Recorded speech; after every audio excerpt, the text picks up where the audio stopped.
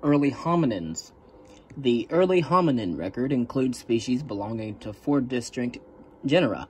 After reading, we should understand the hominin radiation between 4 million and 2 million years ago, the major characteristics of the lower Paleolithic stone tool industries, the evidence for the origin of tool use in both chimpanzees, as well as for circumstantial use, and as well as that of early humans, the debates about hunting and food sharing by the early hominins, and the evidence that is available for the first dispersal of hominins out of Africa.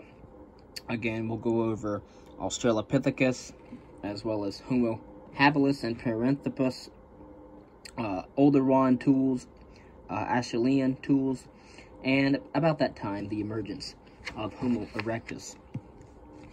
And so, 1.5 million years ago, a male Homo erectus lived in the Caucasus Mountains in what is today the Republic of Georgia. When archaeologists discovered his skull at the site of Dmanisi, they were surprised to find that he had lost all but one of his teeth years before that he died at the age of 40. How did he survive without teeth? Did he rely on compassion of members of his social group for food he could eat? The toothless man from Dmanisi raises many of the fundamental issues that occupy archaeologists studying early human ancestors. What was the nature of their society? How did they get food? How did they use tools? A total of 5 crania have been found at Dmanisi. The recent discovery of a complete skull, including both the cranium and the mandible, has only added to the questions raised by this site. The skull, known as D5000, shows a combination of small brain size for Homo erectus and a face that juts forward. Again, if we're going to go over this, this is found mostly in East Africa and South Africa.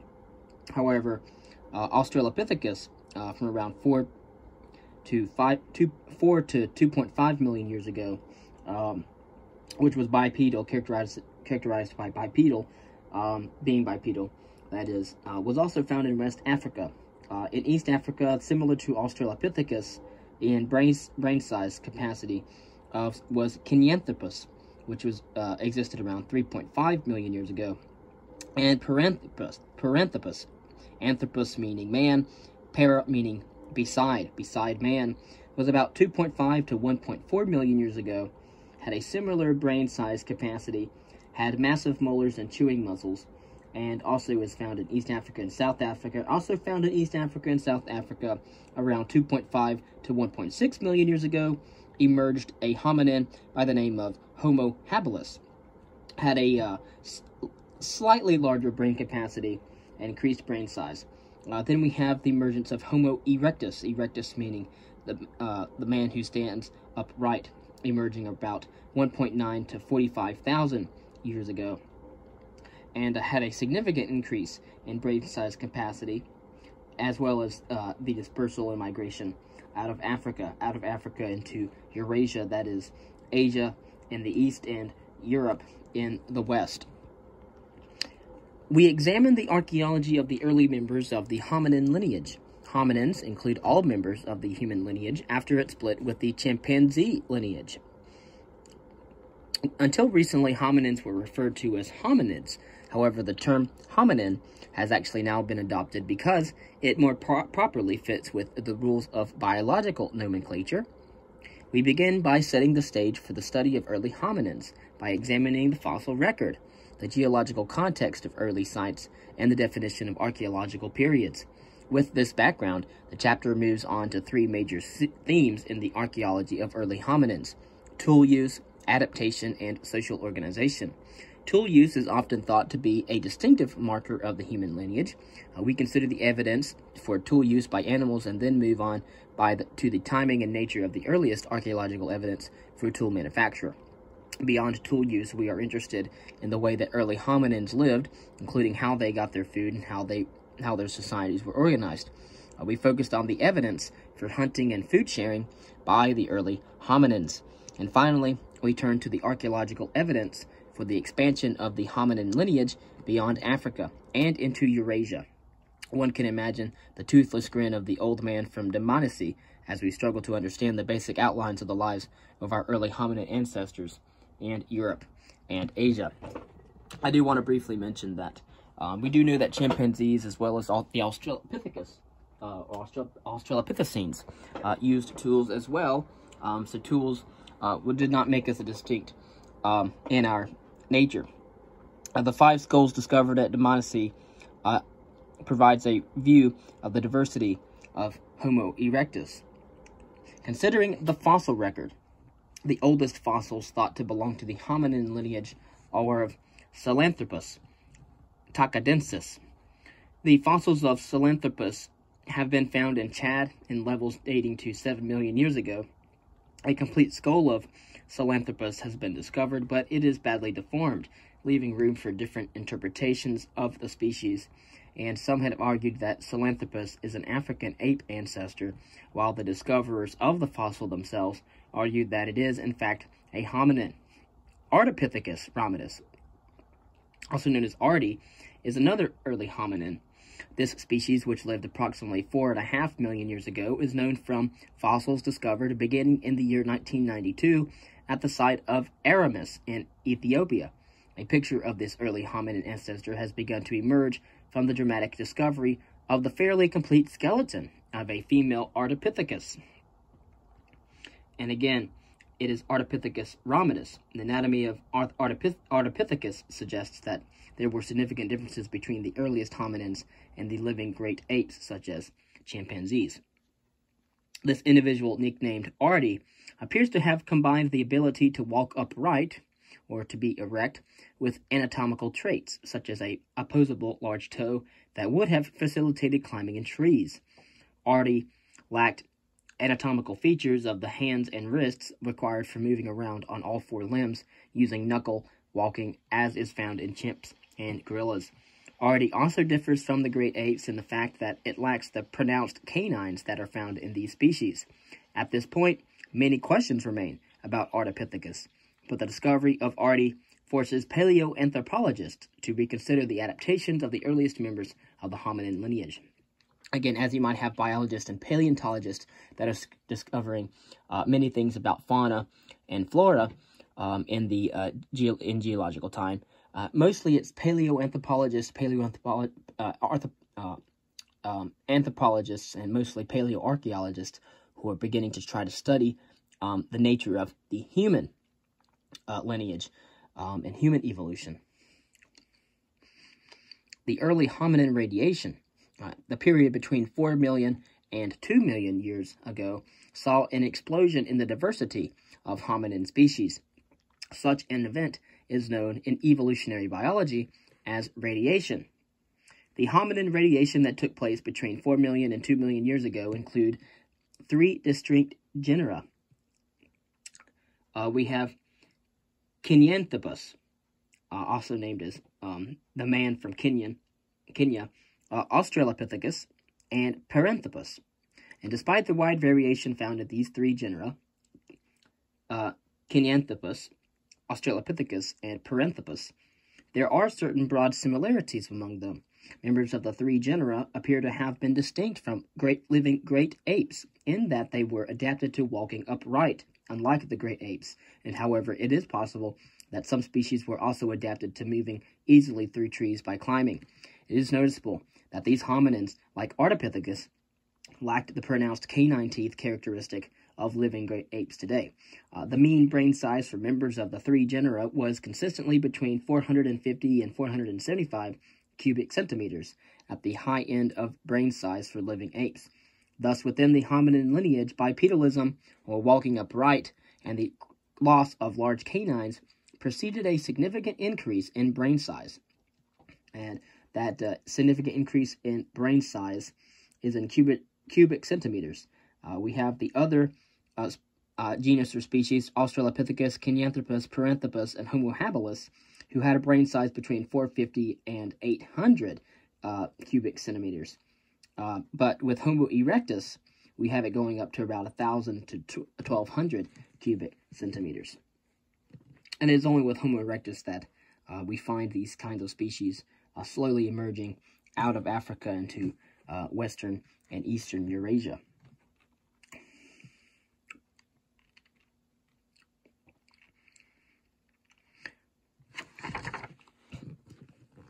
And so, the evolution of the hominin lineage, and particularly the emergence of the genus Homo, are linked with long-term climatic trends towards drier conditions and a shift from forests to grasslands.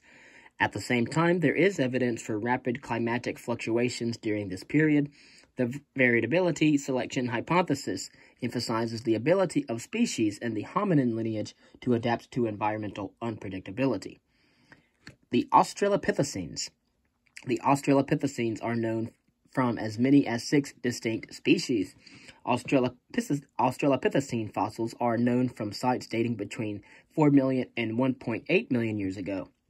Most specimens come from East Africa and South Africa. However, a new species, Australopithecus barrel-ghazali, which lived 3.5 million years ago, was discovered in 1996 in Chad in Central Africa. The nearly complete skeleton of an Australopithecus afarensis, discovered by Donald Johanson in the Hadar region of Ethiopia, famously nicknamed Lucy, after the Beatles song Lucy in the Sky with Diamonds, provides the first evidence that Australopithecines walked on 2 legs. Graphic evidence that the species walked upright is found in a trail of footprints left in volcanic ash at the site of Laetoli in Tanzania. A team of excavators working with Mary Leakey, as well as that of Louis Leakey, in 1978, discovered fossil footprints left by 3 individuals walking on a surface of volcanic ash. The prints at Laetoli clearly show that these 3 individuals were walking upright. Because the ash dates to 3.8 million years ago, the footprints were most likely produced by the members of the species Australopithecus afarensis.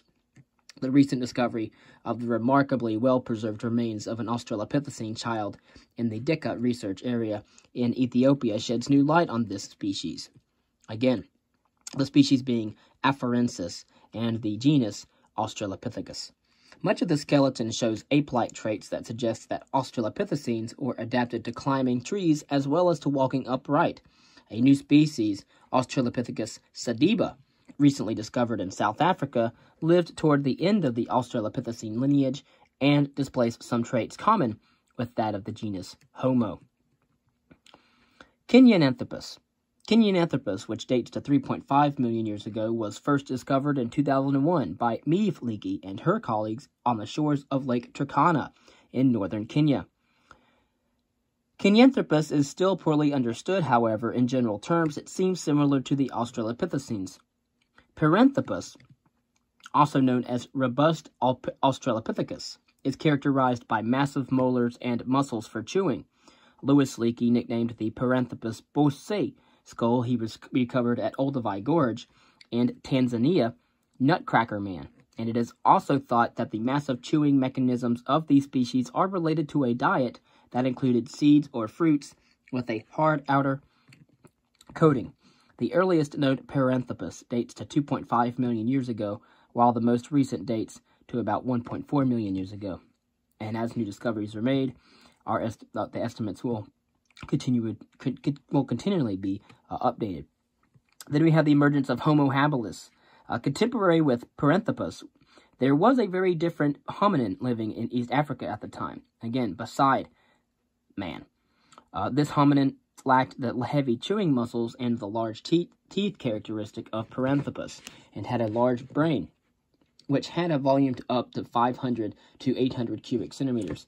This was the first primate with such a large brain, and also the earliest species to be assigned to the genus Homo.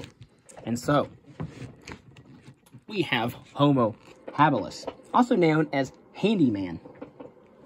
Homo habilis is known from sites in East Africa dating between 2.5 million and 1.6 million years ago, including Olduvai Gorge, Tanzania, and Kubifora, Kenya. Paleoanthropologists emphasize the diversity of this group of fossils, and there are likely 2 contemporary lineages within this group. Homo erectus, the next member of genus Homo to appear in the fossil record after Homo habilis is Homo erectus. The oldest evidence of Homo erectus dates to the period between 1.9 million and 1.5 million years ago. Homo erectus fossils are known from East Africa and South Africa, as well as from sites in Europe and Asia. Some paleoanthropologists separate the earliest Homo erectus fossils from sites in Africa into a distinct species called Homo ergaster. It has recently been proposed that the fossils discovered at the Rising Star cave system in South Africa represent a new species designated as Homo naledi. The discovery of the complete skeleton of a juvenile adolescent Homo erectus at the site of Narokotome, Kenya, has provided a unique picture of this hominin species. The fossil found at Narokotome is the skeleton of a boy who was approximately 160 centimeters, or 5 feet 3 inches tall, when he died, roughly 1.5 million years ago. Not only was he tall, but he was actually thin, with a body shape typical of tropical populations among modern humans today. He lived on a rich floodplain grassland along the banks of a channel of the Omo River, in a landscape that was mostly open grassland and swamps, with trees limited to the river's edge and high spots. It is unclear why the boy died. There is no evidence of any trauma or attack by a carnivore. The only evidence of pathology is a pocket of gum disease related to the loss of one of his milk teeth. It is possible that infection of this inflammation was the cause of death. And so the skull of Homo erectus discovered at Narokotome, we notice that the how low the cranial vault or the forehead is compared to that of modern humans today. And so as these hominins were similar to those of the anatomy and physiology of modern humans, anatomically speaking, they were quite different, but similar in other respects. The lives of early hominins left behind few traces. The only remains are the stone tools and bones discarded as they moved around the landscape. The richest context for the recovery of early human archaeological sites is the East African Rift Valley. The stone tools found on early hominin sites are grouped as belonging to the Lower Paleolithic, or the Lower Stone Age, or as it is known in Africa, as I just said, the Early Stone Age. The Oldowan and the Acheulean are also the two main industries identified with the Lower Paleolithic in regards to human technology. The East African Rift Valley is a massive geological feature stretching from Malawi in southern Africa to Turkey and Syria in the Middle East. This formation, the East African Rift Valley, can be thought of as an enormous section that is in constant formation as the surface of the earth pulls apart along the rift. Three characteristics of the East African Rift Valley make it invaluable in the search for early hominin sites. The first is that because it is a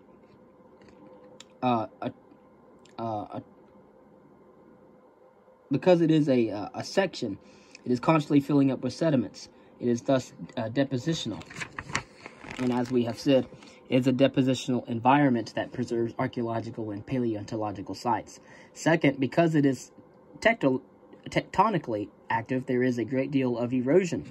The result is the formation of badlands, or landscapes in which enormous deposits of earth are cut by ravines.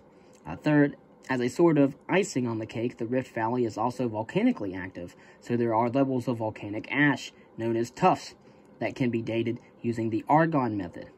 Again, we've already covered archaeological dating methods, including the argon-potassium dating method. A little bit on Olduvai Gorge. Of all the ravines of the East African Rift Valley, none is more impressive or more important for the study of human evolution than Olduvai Gorge. Olduvai Gorge is located in Tanzania. Olduvai Gorge has come to be synonymous with the names Lewis and Mary Leakey. The Leakeys' decades of research at Olduvai revolutionized ideas of prehistory and brought attention to the tremendous potential of the East African Rift Valley for the study of early hominins. There's a wonderful book written by them called Origins, published in the 1970s, and has been updated ever since. 2 million years ago, in the area that is now Olduvai Gorge, there was a small lake surrounded by a grassland and marsh landscape within a large basin or depression. The lake was salty, but it supported a diversity of fish and reptiles including crocodiles. The surrounding grassland and swamps of the basin supported mammals such as elephants, bovids, which are the ancestors of cows, hippos, antelope, and hominins. Over time, the basin filled with sediments carried by wind and water until it was scarcely discernible on the landscape of the Serengeti Plain. 200,000 years ago, modern streams began to carve a canyon throughout the soft sediments filling the basin at Olduvai in the Serengeti Plain. Over time, this erosion created the spectacular landscape of Olduvai Gorge, a main gorge and side gorge that meet to form a Y shape. The erosion that created the gorge provides a point of access to the fossils and stone tools that were deposited around Lake Olduvai. Without the erosion, this critical evidence in the gorge would remain inaccessible, locked under tens of meters of accumulated sediments. Research at Olduvai Gorge first involves walking along the gorge, looking for places where tools or fossils are eroding out of the cliffs. As one walks up the walls of the gorge, one is walking up through geological time. In the spots where material is found eroding out of the sections, it is possible in some cases to dig into the cliff face to expose ancient living surfaces. The sequence at Olduvai Gorge is based on geological rather than archaeological strata. Bed 1 is the earliest unit, Bed 4 is the latest, and overlying Bed 4 is a unit known as the Masek Beds. Again, the Masek Beds is about 0.6 to 0.4 million years ago, so about 500,000 years ago. Bed 4 is about 0.8 to 0.6 million years ago. Bed 3 is 0.15 to 0.8 million years ago. Bed 2 is about 1.7 to 1.15 million years ago. And Bed 1 is 1.9 to 1.7 million years ago. Again, the Lower Paleolithic is the period when hominins began producing stone tools, and that is how it is characterized. The most impressive and important location in the East African Rift Valley for the study of human evolution is, in fact, Olduvai Gorge. A view of the Badlands landscape in East African Rift Valley near Dikka, Ethiopia, where the fossils of an Australopithecine child was discovered, where we can find the erosion of sediments, is what allows archaeologists and paleoanthropologists to find hominin sites. A little about the Lower Paleolithic, the period when hominins began producing stone tools. The period during which hominins began making stone tools is known as the Lower Paleolithic. In Africa, the Lower Paleolithic is often called the Early Stone Age. The Lower Paleolithic includes two major industries, the Oldowan and the Acheulean. An archaeological industry is a period characterized by a certain approach to making stone tools. Prehistorians working on very early periods tend to be cautious about using the term culture because it implies that the groups that lived during those periods resemble modern cultures today in sharing a common set of beliefs and values, and in many cases also a common language. And obviously we know that prehistoric humans were a lot different from ancient humans, medieval humans, modern humans, and contemporary humans alike. And so, but in many cases, we need to be cautious about using the term culture because it implies that the groups that lived during those periods resemble modern cultures in sharing a common set of beliefs and values, and in many cases also a common language. We do not know whether that is true of the people who made Oldowan and Acheulean types of stone tools. Therefore, the term industry is used instead of culture. Next, we'll talk about the Oldowan. The Oldowan is the Lower Paleolithic stone tool industry. It dates between 1.9 million and 1.7 million years ago. It is characterized by choppers and flakes.